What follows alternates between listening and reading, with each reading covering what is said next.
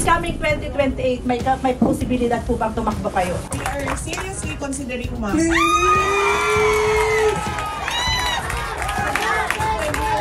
Tumutuloy yung Yung ganyang kriminal na pagtatangka ay hindi dapat pinapalampas. Yan ay aking papalagan. Sa darating na Huwebes, target i-transmit ng House Secretary General sa opisina ng House Speaker ang 3 impeachment complaint laban kay Vice President Sara Duterte.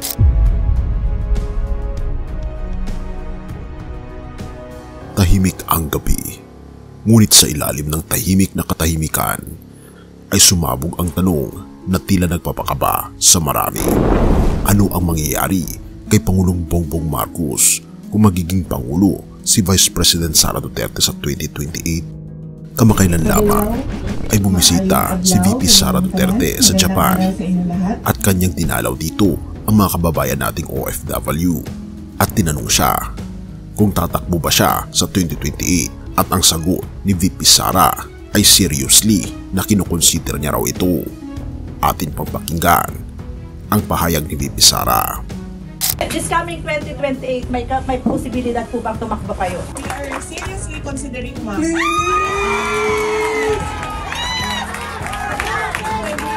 Tumutuloy yung Ikaw lang ang pag-asa niya. Yes, I really believe that our country will be great, and I really believe We'll be with you! Please! mahirap siya ipaintindi sa ating mga kababayan, and mahirap yung kailangan natin gawin kasi you really have to stand firm, especially with government policies para maayos siya. Pero paniwala ko, kung magkaisa lang yung mga tao, alam natin kung saan tayo papunta, maggagawa ng ating bayan. Yes, ma'am, isa din yan sa kailangan bantayan ng mga kandidato. Ang balitang si VP Sara ay seriously considering na tumakbo bilang Pangulo ay nagpaigting ng tensyon sa politika. Ngunit higit pa sa ambisyon, may mga bumubulong na ito'y maaaring magdala ng peligro hindi lamang kay Pangulong Bongbong Marcos, kundi pati na rin sa mga maliliit na Pilipino. Pero bakit nga ba ganito ang usapin?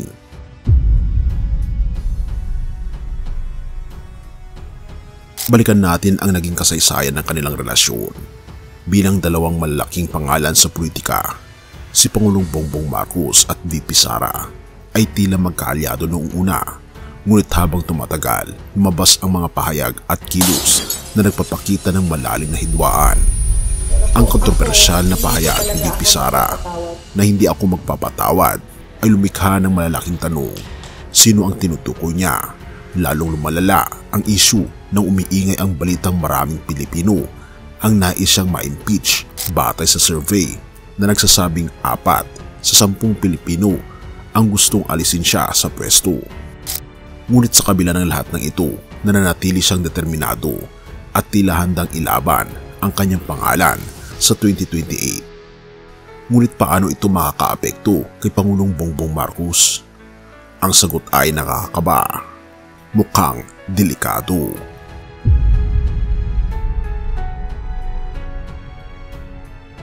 Ayon sa ating Pangulo, nang siya ay magpahayag ng kanyang saloobin pagkatapos magbanta ni VP Sara sa kanyang pahayag laban kay PBBM, gayon din kay First Lady Lisa Araneta Marcos at House Speaker Martin Romualdez.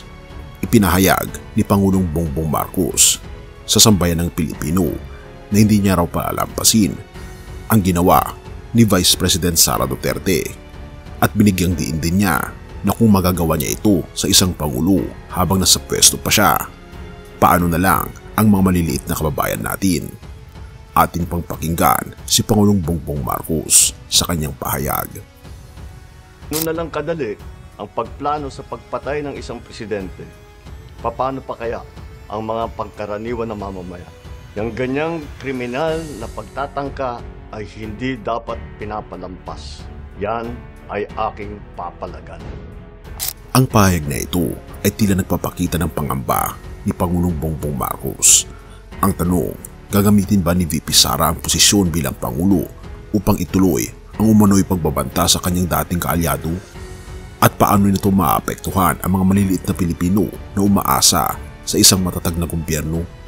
Ngunit bakit hindi hahayaan ito ni Pangulong Bongbong Marcos? Habang si Pangulong Bongbong Marcos ay tila tahimik, maraming tagamasid ang naniniwala na hindi niya hahayaan ang ganitong senaryo. Sinabi ng ilang eksperto na gagamitin ng Pangulo ang lahat ng legal at politikal na paraan upang tiyakin na magiging ligtas ang bawat Pilipino. At kung banta si VP Sara sa Pilipinas ay malamang sa malamang hindi rin hahayaan ng Pangulo na mangyari ito. Ngunit ito ba ay isang personal na laban o ito ay bahagi ng mas malaking misyon upang mapanatili ang kapayapaan at katatagan ng bansa? Ang tanong ng bayan, kung magiging Pangulo si VP Sara, ano ang maaaring mangyari? Ang tanong na ito ay umalingaw sa kaisipan ng maraming Pilipino. Ang kasaysayan ng kanyang kontrobersyal na liderato ay nagdadala ng alinlangan. Ngunit sa kabila nito, marami pa rin ang tumatangkilit sa kanya, lalo na ang mga OFW na dinubog siya sa Japan na may sigaw na tumakbo ka sa 2028. Ngunit ang tunay na tanong ay hindi lang tungkol sa kanyang ambisyon. Ito ay tungkol sa epekto ng kanyang posibleng panunungkulan sa mga maliliit na Pilipino, mga ordinaryong mamamayang umaasa sa patas at makataong pamamahala.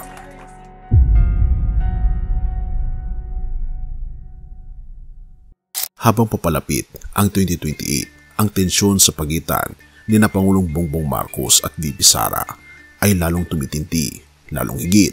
Ngayong taong 2025 ay tila maraming aksyon ang mangyayari sa pagitan ng administrasyon at ng mga Duterte.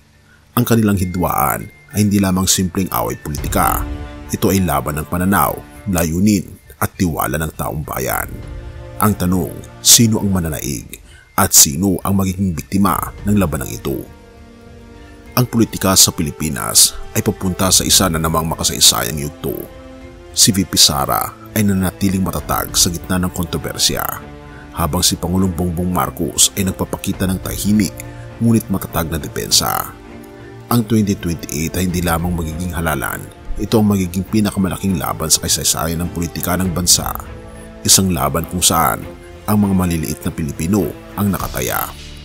Ngunit ang tanong, ano ang hinaharap ng ating bayan kung ang dalawang pinakamalakas na pwersa sa politika ay magsasalpukan? Ang sagot ay nasa bawat Pilipinong pipili, ngunit ang epekto ay mararamdaman ng bawat isa, mula sa pinakamataas hanggang sa pinakamaliit. Marcos 3:24, kung ang isang kaharian ay nagkakabahabahagi laban sa kanyang sarili, hindi ito mananatili. Ang talatang ito ay nagpapaalala sa atin ng kahalagahan ng pagkakaisa, lalo na sa pamumuno at politika. Ang hidwaan sa pagitan ng dalawang lider ay hindi lamang nagdudulot ng tensyon sa kanila, kundi pati na rin sa mga mamamayan na kanilang pinamumunuan. Kung ang mga lider ay magpapatuloy sa alitan at pagbabangayan, paano magtatagumpay ang ating bansa? Ang hidwang ito ay isang paalala sa lahat, mga lider at mamamayan, na ang tunay na progreso ay nagmumula sa pagkakaisa, pagpapakumbaba at pagtutulungan. Higit sa lahat, ang layunin ng pamumuno ay hindi ang makipag-agawan ng kapangyarihan, kundi ang maglingkod ng may malasakit at takot sa ating Panginoon Diyos. Naway ang bawat isa sa atin, lalo na ang nasa posisyon ng kapangyarihan, ay matutong maghanap ng kapayapaan at pagkakaisa sa halip na alitan at pagkakahati-hati. Purihin ang ating Panginoon Diyos at tayo manalangin. Ama naming Diyos na makapangyarihan sa lahat, na siyang umiibig sa buong sanlibutan. Kasama na rito ang bansang Pilipinas. Kami po ay lumalapit sa iyo nang may kababaang loob. Iniaangat sa iyo ang aming bansa na kasalukuyang dumadaan sa maraming pagsubok at hidwaan. Tulungan niyo po ang aming mga lider na sina Pangulong Ferdinand Marcos Jr. at Vice Presidente Sara Duterte na magkasundo at magkaisa para sa kapakanan ng buong sambayanan. O aming Panginoong Diyos, palambutin niyo po ang kanilang mga puso upang mapagtanto nila ang halaga ng pagkakaisa. Ipakita niyo po sa kanila ang tunay na layunin ng pamumuno ay hindi ang paghahari, kundi ang paglilingkod ng tapat at may takot sa iyo. Itinataas din po namin sa iyo ang bawat Pilipinong nakikinig at nanonood ng mensaheng ito. Bigyan niyo po sila ng karunungan at tapang upang manatiling mapagbantay at mapanalanginin para sa aming bayan. Tulungan niyo po kaming lahat na maging instrumento ng kapayapaan at pagkakaisa simula sa aming mga pamilya at komunidad. O aming Ama, Ikaw ang aming tunay na gabay. Alam naming walang hamon ang hindi malalagpasan kung Ikaw ang nasa aming unahan. Naway ang hidwang ito ay maging daan upang ang bawat isa ay magbalik loob sa iyo at maghanap ng solusyon na ayon sa iyong kalooban. Ang lahat ng ito ay aming hinihiling alang-alang sa inyong anak na siyang aming Panginoon at aming tagapagligtas. Pinupuri po namin kayo at pinapasalamatan o aming Panginoong Diyos sa patuloy, Panginoon, na pakikinig ng aming mga panalangin at patnubayan po kami at patawarin po kami sa lahat ng aming pagkukulang at pagkakasala at iligtas po kami sa inyo pong muling pagdating sapagkat ito aming samot hiling sa matamis na pangalan ng aming Panginoon Jesus. Amen.